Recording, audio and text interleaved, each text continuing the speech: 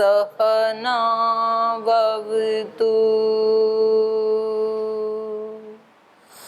सहनौ भुनक्तु सह वीर्यं करवावहै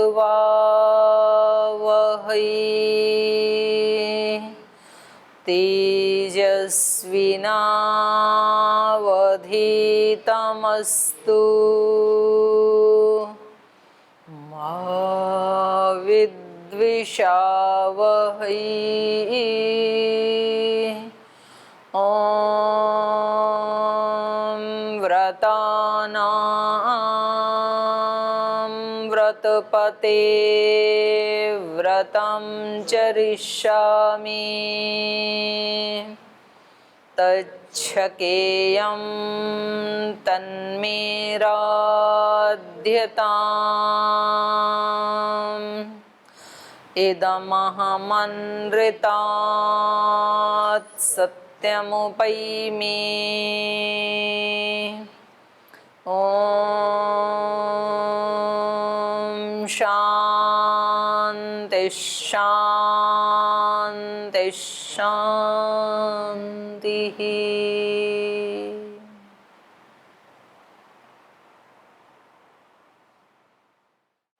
तो यहाँ पर प्रसंग तो सृष्टि रचना का चल रहा था। तो उस प्रसंग में ये सृष्टि के 3 कारण जो हैं उसका श्रुति लिंग आदि भी ऐसे आया था 21 नंबर सूत्र में कि ये श्रुति से भी पता लग रहा है और लिंग मतलब चिन्ह से भी, अनुमान आदि से भी पता चलता है कि इस सृष्टि का उपादान कारण तो मूल प्रकृति है, निमित्त कारण परमात्मा है और एक कारण हम सब आत्माओं के धर्माधर्म रूपी कर्माशय भी है। तो ये तीनों ही कारण हैं, ये पता चलता है। तो जैसे ही बात आई थी श्रुति और लिंग की, तो लिंग के ऊपर फिर अनुमान प्रमाण के बारे में इन्होंने बता दिया। अनुमान प्रमाण के बाद फिर जो श्रुति कहा अर्थात शब्द प्रमाण, आगम प्रमाण, उसके बारे में चर्चा चल रही थी। तो शब्द और अर्थ के बीच में संबंध क्या होता है? वाच्यवाचक भाव का संबंध होता है। और कह रहे हैं उस संबंध की सिद्धि कैसे होती है? तो उसके 3 कारण बताए थे। 3 कारण क्या क्या हैं? 3 कारण हैं आप्तोपदेश, वृद्ध व्यवहार और प्रसिद्ध धर्म समानाधिकरण। एक तो आप्तोपदेश से पता लगता है कि इस शब्द का ये अर्थ है, ये वाचक है, ये इसका वाच्य है, ये आप्तोपदेश से पता चलता है। दूसरा वृद्ध व्यवहार, जब बच्चा अपने घर में ही बड़ों को वैसा व्यवहार करते हुए देखता है उससे पता चलता है। और तीसरा प्रसिद्ध पद समानाधिकरण ने, कोई एक पद का हमें पता है जो प्रसिद्ध है और दूसरा पद उसके साथ जो प्रयोग किया जा रहा है वो फिर हम अंदाजे से जान लेते हैं। जैसे हमें ये पता है कि आम्र के ऊपर जब फूल आते हैं आम्र के वृक्ष पर तो तब पिक बोलती है। तो आम्र का तो हमें पता था लेकिन पिक शब्द का अर्थ हमें नहीं पता था, तो हमने जान लिया कि कोयल बोलती है उस समय, तो जरूर पिक का अर्थ भी कोयल होता होगा। तो ऐसे 3 प्रकार से हम जानते हैं शब्द और अर्थ के वाच्यवाचक भाव संबंध को, कि कौन सा शब्द किस अर्थ का वाचक है। तो यहाँ पर बात थी कि ये वाच्यवाचक भाव जो संबंध है वेद में कैसे पता चलेगा? न त्रिभिः अपौरुषेयत्वात् वेदस्य तदर्थस्यपि अतीन्द्रियत्वात्। बोले लोक में तो इन तीनों से पता लग जाएगा, लेकिन जो वेद के अर्थ हैं जो कि हमारा मूल आगम प्रमाण है उसमें तो ना तो उससे पहले कोई आप्त पुरुष है जो बताए उसके अर्थ को, और ना तो वृद्धों के व्यवहार से पता लगेगा उसके बारे में, और ना तो किसी प्रसिद्ध समानाधिकरण से। तीनों ही ये वेद के अर्थ को नहीं बता सकते, क्योंकि वेदों का अर्थ क्या है? अतीन्द्रिय है वो तो इसका इन्होंने समाधान किया था कि कोई यदि यूं कहे कि वेद जो है वो अपौरुषेय नहीं है, वो भी किसी विशिष्ट किसी ऋषि ने, महात्मा ने, योगी ने ऐसे लिखे होंगे, तो ये कह रहे हैं न यज्ञादि स्वरूप तो धर्मत्वम वैशिष्ट्यात्। यज्ञादि का स्वरूप से धर्म होना ये यदि माना जाए तो ये शंका ठीक नहीं है, क्योंकि वैशिष्ट्यात्, इनका यज्ञ आदि का तो फल जो है वो विशेष बताया है, स्वर्ग आदि की प्राप्ति है। तो फिर क्या है, वेदार्थ की अतीन्द्रियता का समाधान क्या है? वेद के अपौरुषेय होने से उसमें आप्तोपदेश हम कह नहीं सकते हैं, तो इसका समाधान इन्होंने किया था, निज शक्ति व्युत्पत्त्या व्यवच्छिद्यते। कह रहे हैं वेद की तो अपनी ही निज शक्ति है, अपने स्वाभाविक शक्ति है, जो व्युत्पत्त्या व्यवच्छिद्यते, जो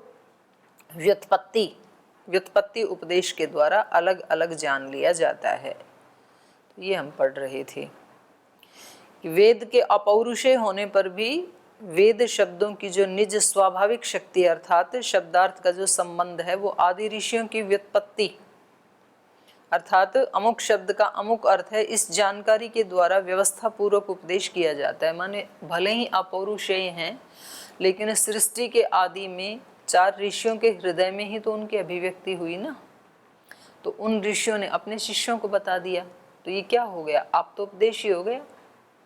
तो ऐसे हमें पता चल जाएगा। अभिप्राय यह है कि वेद शब्दों की अर्थबोधन शक्ति स्वाभाविक है। आदि सर्ग में आदि ऋषि अचिंत्य शक्ति भगवान की प्रेरणा और अपनी प्रतिभा से शब्दार्थ संबंध का बोध होने पर, अर्थात ये जान लेने पर कि अमुक शब्द का अमुक शब्द अमुक अर्थ का बोधक है, उसी रूप में व्यवस्था के साथ वे उसका उपदेश करते हैं अपने शिष्यों को। तो जिस प्रकार उन्हें शब्द उच्चारण की प्रेरणा प्राप्त होती है, उसी प्रकार शब्दार्थ की प्रेरणा भी प्राप्त होती है। जैसे ये पता चलता है आदि में कि ये जो वर्ण है इसका उच्चारण ऐसे होगा, अ क ख, तो ये भी तो उनके हृदय में पता लगा ना, तो ये भी पता लग गया कि इस शब्द का ये अर्थ होगा, ये भी उनके हृदय में प्रेरणा हो गई। उसके अनुसार वे शब्दार्थ का उपदेश करते हैं। तो इतने अंश को लेकर के वेद शब्दों में भी आप्तोपदेश और वृद्ध व्यवहार और प्रसिद्ध पद सानिध्य रूप ये तीनों ही अर्थबोधन साधनों की संभावना स्पष्ट हो जाती है। आप्तोपदेश भी हो जाएगा, वेद में भी वृद्ध व्यवहार भी हो जाएगा, जो अपने से बड़े ऋषि जिस प्रकार का व्यवहार करते आए थे वैसे हम भी करेंगे। और प्रसिद्ध शब्द के समानाधिकरण का भी हो जाएगा। मानो हम अग्नि सोम, तो दोनों में से एक को यदि जानते हैं तो उसके सहयोगी को भी जान लेंगे कि ये उसके लिए कहा जा रहा होगा। अग्नि को जानते हैं तो वह्नि को भी जान लेंगे। अतः लोक के समान वेद में भी शक्ति ग्रह संभव है। लोक वेद शब्दों में इतना अंतर है कि लोक में शब्दार्थ का ऋषियों या अभिधानिक आचार्यों के द्वारा संकेत किया जाता है, और वेद शब्दों में ये स्वाभाविक है, जो ऋषियों के द्वारा जाना जाता है। आगे उपदेश में कोई अंतर नहीं है। अनेक अनेक शब्द तथा धातु लोक में वेद से लिए गए हैं। कोई तदवस्थ रह जाते हैं, तदवस्थ माने वैसे के वैसे, जैसे वेद से लिए थे वैसे लोक में रह जाते हैं, और किन्हीं में परिवर्तन हो जाते हैं। लेकिन लोक और वेद में शब्दों के प्रयोग की समानता में कोई अंतर नहीं आता। य एव वैदिकाः त एव लौकिकाः इत्यादि कथन ऐसे ही आधारों पर अवलंबित है। शब्द का प्रयोग विषय अति महान है, और इस विषय के कोई निर्णय अनायास नहीं किए जा सकते हैं। अति प्राचीन काल से ये विषय विद्वानों के मतभेद का क्षेत्र रहा है। कौन सा विषय? वेद पौरुषेय हैं या अपौरुषेय हैं, ये विषय। यज्ञ आदि क्रियात्मक होने से अतीन्द्रिय नहीं हैं, उनमें शक्ति ग्रह संभव है। लेकिन जो वेदार्थ अतीन्द्रिय हैं उनमें देवता, यज्ञ के फल आदि उनके वाचक वैदिक पदों में शक्ति ग्रह कैसे संभव होगा? तो इसका उत्तर दे रहे हैं। योग्य योग्येषु प्रतीति जनकत्वात् तत्सिद्धि। योग्य अयोग्येषु, योग्य का मतलब है यहाँ पर प्रत्यक्ष विषय, जो इंद्रिय ग्राही है उसको योग्य कहा, और अयोग्य का मतलब अतीन्द्रिय। योग्य अयोग्येषु प्रत्यक्ष इंद्रिय ग्राह्य और अतीन्द्रिय ग्राह्य जो शब्द हैं उनमें प्रतीति जनकत्वात् तत्सिद्धि, उनमें प्रतीति के जनक होने के कारण, ज्ञान का उनमें उनका जो अर्थ है उसके जनक होने के कारण, उसका जनक कौन होगा? शक्ति ग्रह ही, शब्द शक्ति ग्रह। तो ये शब्द शक्ति ग्रह की सिद्धि होती है। योग्य माने प्रत्यक्ष के योग्य, इंद्रिय ग्राह्य पदार्थ। अयोग्य माने प्रत्यक्ष के अयोग्य अर्थात अतीन्द्रिय पदार्थ।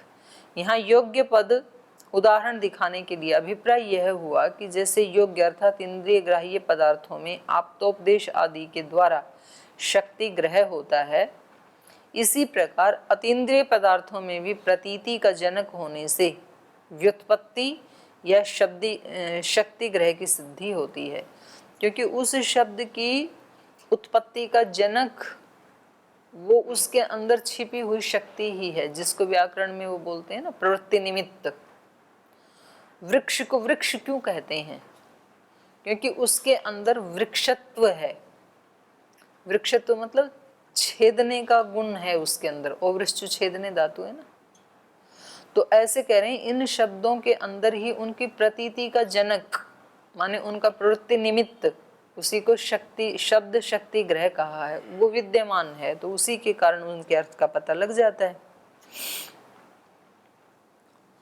आप्त जब यह उपदेश करता है कि अमुक पद इस प्रकार के अतीन्द्रिय अर्थ का बोधक है, तो जिज्ञासु बोधा उस पद से उसी प्रकार के अर्थ को समझने लगता है। इस प्रकार पद अतीन्द्रिय अर्थ को बोधन कराने में समर्थ होता है। यही शक्ति ग्रह का स्वरूप है। फलतः इंद्रिय ग्राह्य पदार्थों के समान अतीन्द्रिय अर्थ का बोध कराने के कारण वेद के पदों में शक्ति ग्रह का निश्चय होता है। लोक में तो दिखाई देता है कि भाई इसको वृक्ष को वृक्ष क्यों कहते हैं, तो फिर बताया कि इसको इसलिए कहते हैं क्योंकि इसमें छेदनत्व का धर्म है, तो वो हमें दिखाई देता है, प्रत्यक्ष है ही उसमें वो। पर जो वेद के जो अर्थ है वो प्रत्यक्ष तो दिखाई देते नहीं है। जैसे उसमें आत्मा का, परमात्मा का, प्रकृति का, समाधि का, जैसे ऐसे वर्णन है जो अतीन्द्रिय हैं वो दिखाई तो देते नहीं है। तो इसके समान ही उसको भी हम मान लेते हैं कि जैसे यहाँ योग्य पदार्थों में इंद्रिय ग्राहियों में जैसे दिखाई देता है, ऐसे ही आप्तोपदेश के ऊपर विश्वास करके हम उनको भी वैसा ही मान लेते हैं, अतीन्द्रिय पदार्थों को भी। सर्ग के आदि में वेद का उपदेश आदि ऋषियों के मस्तिष्क में परमेश्वर द्वारा प्रतिभात किया जाता है। वह उपदेष्टा सर्वज्ञ, सर्वशक्तिमान, अजर, अमर, अभय, नित्य पवित्र है। वह परम आप्त है। वो जो उपदेश करने वाला है वो कौन है? वो सर्वज्ञ है, ईश्वर। वो ही उनको उपदेश करता है ऋषियों को सृष्टि के आदि में, और वो सर्वशक्तिमान है, तो उसको पता है कि इस शब्द का क्या अर्थ है। और वो अजर, अमर, अभय भी है। ऐसा भी नहीं है कि पहले कुछ उसकी शक्तियाँ ज़्यादा थी फिर क्षीण हो गई तो शायद उसको अर्थ याद ना रहते हों, तो ऐसा नहीं है। वो परमेश्वर कैसा है? अजर है, अमर है। उसको हमेशा पता है कि पिछली सृष्टि में इन शब्दों के क्या अर्थ थे, अभी भी वही अर्थ हैं। तो जो पिछले कल्पों में थे वैसे ही वो अभी भी बता देता है। हर सृष्टि के आदि में ऋषियों को देता है ज्ञान। अभय भी है, किसी का भय नहीं है, नित्य पवित्र है, वह परम आप्त है। तो उसके ज्ञान और अर्थ बोधन में संदेह का अवकाश नहीं रहता। वो जो अर्थ का बोध कराता है ऋषियों के हृदय में, तो उसमें कोई संशय हम नहीं कर सकते कि ये ही अर्थ था, ये हम कैसे माने। इसलिए माने क्योंकि जो बताने वाला है वो सर्वशक्तिमान है, वो अजर है, वो अमर है, वो अभय है, वो नित्य पवित्र है। तो इसलिए अवकाश नहीं है। ऋषियों के द्वारा वह परंपरा आगे प्रचलित रहती है। फिर ऋषि आगे उस परंपरा को चलाते हैं, वो अपने शिष्यों को बताते हैं, वो अपने शिष्यों को बताते हैं। तो इस तरह से चलते चलते आज तक वो परंपरा चली आई है। कुछ कुछ उसमें अपने भाव मिलाते हैं कहने वाले, पर जो मूल अर्थ है उसमें कोई अंतर नहीं आता है।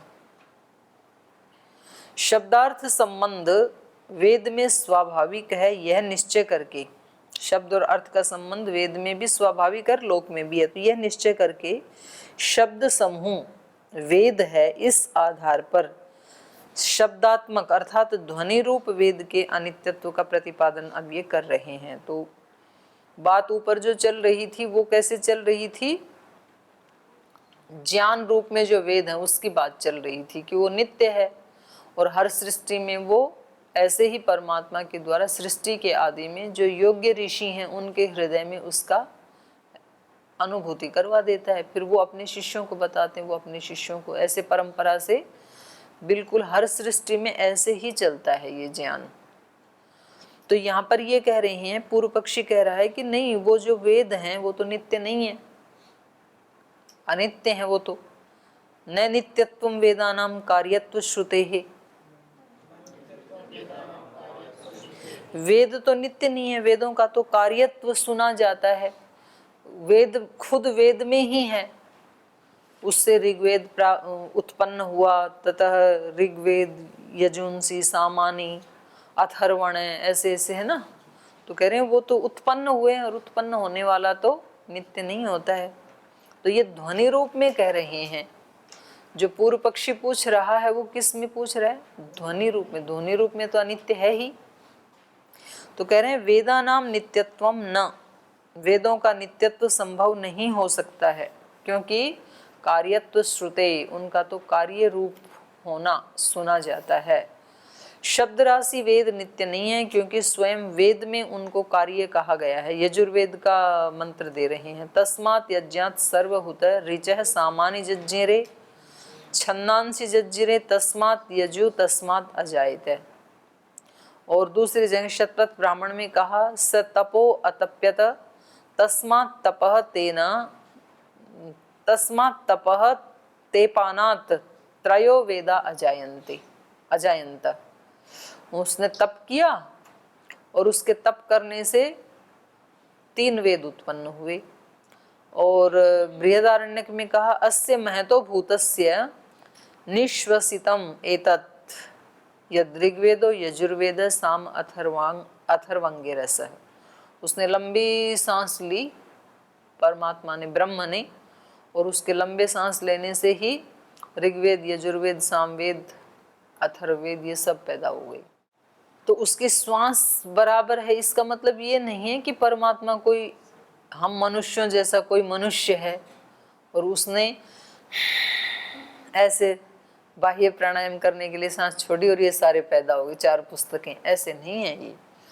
जैसे हमारे लिए श्वास लेना और छोड़ना बिल्कुल सहज है, कोई पुरुषार्थ थोड़ी कर रहे हैं हम। अपने सब काम करते हुए, पढ़ते हुए, पढ़ाते हुए, सोते, खाते, पीते, सब काम करते हुए श्वास कैसे चल रही है, बिल्कुल सहज रूप में, बिना किसी प्रयास के। तो ऐसे परमात्मा के लिए ये इतनी बड़ी ज्ञान राशि का देना कोई ऐसा नहीं है कि वो कलम दवात लेके बैठा होगा, बहुत सोचा होगा। तो उसके लिए ऐसे ही है जैसे कि हम श्वास निश्वास लेते हैं, ऐसे सहज रूप से उससे ये ज्ञान पैदा हो गया सृष्टि के आदि में। ये इसका अभिप्राय है। प्रत्यक्ष प्रमाण से भी इस बात को देखा जाता है कि ककार आदि वर्णों का विशेष प्रयत्न के अनंतर उच्चारण होता है और वे ध्वनि पुनः विलुप्त हो जाती हैं। कह रहे हैं प्रत्यक्ष प्रमाण से भी हम देखते हैं ना कि इनका सबके वर्ण चरण शिक्षा में बताए हैं ना, इनके प्रयत्न, इनके स्थान, और फिर एक के बाद दूसरा जो अगले वाला आता है वो अपने से अगले वाले को नष्ट कर देता है, तो पीछे वाले की ध्वनि सुनाई देती है हमें। इससे शब्द का अनित्यत्व स्पष्ट होता है।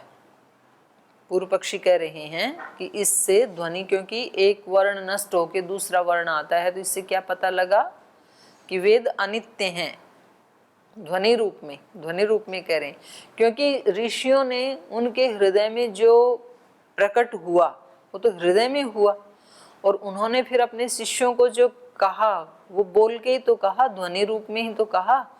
कोई उनके हृदय में ऐसे पुस्तक तो थी नहीं कि भाई वो उनका हृदय ही एक प्रिंटर बन गया और वहां से पुस्तक की पुस्तक बाहर निकल आई, ऐसा तो है नहीं। उनके हृदय में अनुभूति हुई तो उन्होंने बोल करके वाणी से ही ध्वनि रूप में अपने शिष्यों को कहा। तो ये कह रहे हैं वो तो नष्ट हो जाएगा, क्योंकि ध्वनि तो क्या है, अनित्य है, उसको लेकर के ये कह रहे हैं। प्रत्यक्ष प्रमाण से भी इस बात को देखा जाता है कि ककार आदि वर्णों का विशेष प्रयत्न के अनंतर उच्चारण होता है और वे ध्वनि पुनः विलुप्त हो जाती हैं। तो वेद आदि भी क्या है, ककार आदि ध्वनियां ही तो हैं। जो भी उसमें शब्द हैं वो इसी वर्णमाला में तो आ जाते हैं ना। तो जैसे हम देखते हैं प्रत्यक्ष, जैसे मैं बोल रही हूँ तो मेरा पिछले वाला शब्द नष्ट हो जाता है जैसे ही अगला बोलती हूँ तो ऐसे उन ऋषियों का भी तो नष्ट हो गया होगा ना जब उन्होंने बोला, तो ऐसे कह रही हैं। तो इससे शब्द का अनित्यत्व स्पष्ट होता है। वेद भी क्योंकि शब्द राशि हैं तो इसलिए शब्द रूप में वो भी अनित्य हैं।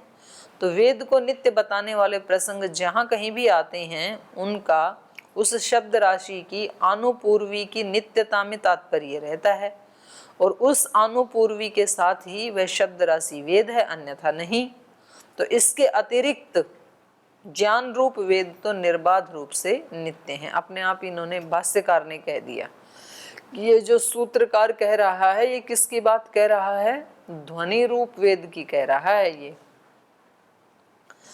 ज्ञान रूप में अतिरिक्त, इसके अतिरिक्त ज्ञान रूप में तो वेद निर्बाध रूप से नित्य हैं। जैसे मैं जो शब्द बोल रही हूँ वो ध्वनि तो नष्ट हो ही जा रही है, लेकिन उस ध्वनि के पीछे जो ज्ञान है वो आपके हृदय में अंकित होता जा रहा है, तो वो तो नित्य है, वो तो नित्य है। मेरी ध्वनि नष्ट होने के बाद भी मैंने जो बोला वो आपको मालूम पड़ गया है ना, क्या बोला मैंने,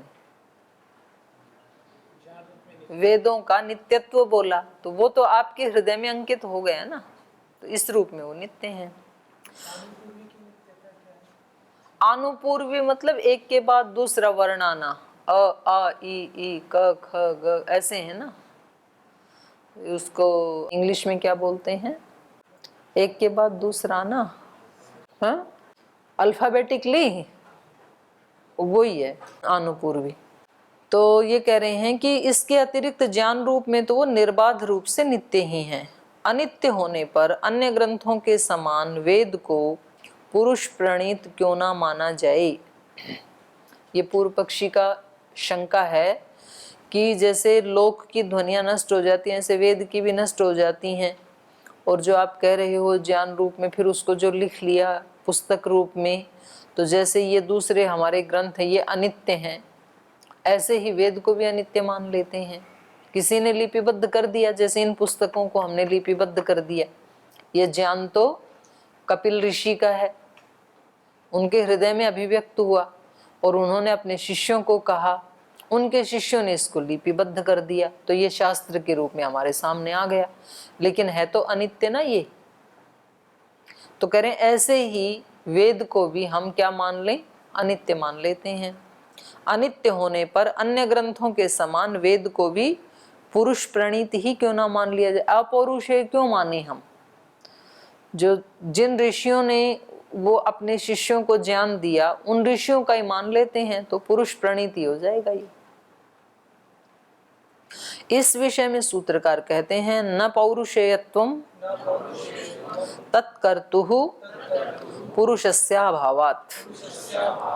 कह रहे नहीं, इस वेद ज्ञान को पौरुषेयत्व से युक्त नहीं कह सकते हैं, किसी पुरुष का बनाया हुआ है वेद ये नहीं कह सकते हैं, क्योंकि तत्कर्तुः पुरुषस्य अभावात्, उसको बनाने वाले पुरुष का अभाव होने से किसी एक मनुष्य के मस्तिष्क में इस तरह का सर्वांगीण ज्ञान उपस्थित नहीं हो सकता है, क्योंकि वेद तो सर्वांगीण ज्ञान के ग्रंथ है ना। एक मनुष्य के मस्तिष्क में एक सब्जेक्ट का बहुत बड़ा ज्ञान आ सकता है, 2 का आ सकता है, 4 का आ सकता है, 6 का आ सकता है, 10 विषयों का आ सकता है, पर सबके सब विषयों का ज्ञान किसी एक मनुष्य में नहीं आ सकता है। तो इसलिए इसको पौरुषेय नहीं मान सकते हैं हम। हो सकता है कि किसी व्यक्ति को मैथ्स का भी ज्ञान हो, संस्कृत व्याकरण का भी हो, फिलोसफी का भी हो, इंग्लिश का भी हो, ऐसे लगा लो 10-20 लगा लो, और तो भी वो व्यक्ति एक अलग ही व्यक्ति होगा। नहीं तो वास्तव में होता क्या है कि जो 3-4 धाराएं हैं उनमें एक धारा का जो व्यक्ति है उसको दूसरी वाली धारा की टचिंग नॉलेज तो भले ही हो, पर वो उसमें सर्वांगीण उसका गति नहीं होती है। जैसे जो संस्कृत साइड का जो विद्वान है उसको हो सकता है कि थोड़ी सी नॉलेज साइंस की हो, थोड़ी सी मैथ्स की हो, थोड़ी सी आर्ट की हो, पर वो थोड़ी थोड़ी होगी, वो वैसा पारंगत नहीं हो सकता है। या जो साइंस का विद्यार्थी है या मैथ्स का है या आर्ट का है, उसको फिर ये संस्कृत का ज्ञान उस तरह का नहीं हो सकता है। ऐसा देखते ही है ना प्रत्यक्ष। पर मान लो हम किसी को एक्स्ट्रा ऑर्डिनरी माने, तो भी उसको हो सकता है कि इन सारे विषयों का ज्ञान हो जाए, तो भी ये सारे विषय मिलके कितने हुए, 5, 7, 10, 20। पर वेद में तो कितना ज्ञान है, अनंत ज्ञान है, और सब विषयों का ज्ञान है, और इंद्रिय ग्राह्य विषयों का भी ज्ञान है और अतीन्द्रिय विषयों का भी ज्ञान है। तो इसलिए इस तरह के करने वाले पुरुष का अभाव होने से ऐसा कोई पुरुष नहीं हो सकता है, इसलिए हम वेद को पौरुषेय भी नहीं मान सकते हैं। शब्द राशि वेद अनित्य होने पर भी पौरुषेय, पौरुषेय माने अस्मदादि सदृश, हमारे जैसे ही किसी पुरुष प्रणीत हो ऐसा नहीं है, क्योंकि उसके कर्ता, उसके रचयिता पुरुष की संभावना नहीं हो सकती। कारण यह है कि जीव पुरुष अल्पज्ञ है और अल्प शक्ति होने से वो सर्वज्ञ कल्प और समस्त विद्याओं के स्थान वेद की रचना करने में असमर्थ रहता है, तथा भ्रम प्रमाद आदि से रहित सर्वज्ञ ईश्वर कभी शरीर रूपी बंधन में नहीं आता जो शब्द रूप वेद का उच्चारण कर सके। आदि ऋषियों के निर्दोष पवित्र मस्तिष्क में वह केवल तद अनुकूल प्रेरणा करता है जिससे प्रेरित होकर सर्ग आदि काल में वही अनुपूर्वी ऋषियों के सम्मुख फूट पड़ती है। मतलब उसी रूप में वो उनके मस्तिष्क में आते हैं, वो वैसे ही बोलने लगते हैं, और फिर वो दूसरे लोग जो हैं उनके शिष्य वो उसको लिपिबद्ध कर देते हैं। एक थे ना वो अभी कुछ दिन पहले ही, क्या नाम था उनका, ब्रह्मचारी, जिनमें श्रृंगी ऋषि की आत्मा आती थी, ब्रह्मचारी कृष्णदत्त ब्रह्मचारी। तो इस जन्म में वो कुछ पढ़े नहीं, और वो बस ऐसे ही चलते चलते कहीं भी गिर जाते थे, और जब वो अचेत हो जाते थे तो वो कितने शुद्ध संस्कृत के मंत्र श्लोक सब बोलते ही जाते थे। हैं? पलंग पे लेट जाते थे। शुरू हो जाता था उनका। तो वो प्रेरणा हुई ना इस शरीर में, उसकी आत्मा में जैसी प्रेरणा हुई वैसा वैसा वो बोलता जा रहा है। तो सृष्टि के आदि में उन ऋषियों के हृदयों में परमात्मा की जैसी प्रेरणा हुई, ऐसी प्रेरणा हुई, अग्निमीळे पुरोहितम यज्ञ से देवम मृत्युजम होतारम रत्न धातमम, और ऐसे की ऐसे वो बोलते चले गए उसी अनुपूर्वी से, जैसे जैसे प्रेरणा हुई बिल्कुल वैसे बोलते चले गए। वो ऐसे बता रहे हैं।